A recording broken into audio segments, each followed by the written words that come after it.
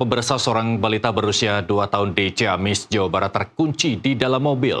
Beruntung tim Damkar UPTD Ciamis berhasil melakukan evakuasi dengan cepat sehingga sang anak berhasil selamat.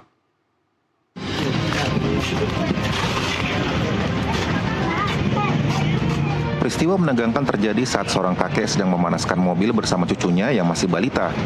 Kejadian bermula saat sang kakek bernama Ahya, 72 tahun, tengah memanaskan mobil bersama cucunya di dalam mobil. Sang kakek meninggalkan mobil sebentar untuk mengambil air minum.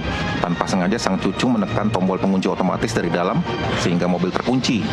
Sang kakek langsung panik saat melihat cucunya terkurung di dalam mobil. Beruntung anggota Satpol PP Ciamis yang kebetulan berada di lokasi segera menghubungi Mako UPTD Damkar Ciamis untuk meminta bantuan. Proses evakuasi berjalan menegangkan. Tim Damkar berupaya membuka kaca pintu secara manual hingga berhasil mengeluarkan sang balita.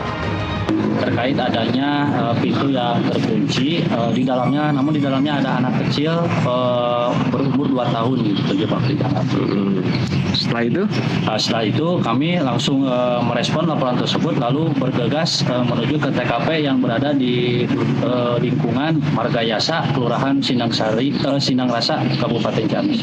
Pas kami datang di TKP, kondisi anak tersebut masih tidak terlalu panik, masih biasa saja. Namun memang karena mesin hidup dan AC tidak nyala, mungkin di dalam panas, ya keringat sudah banyak di dalam gitu. Kami membuka pintu tersebut dengan menggunakan lakban.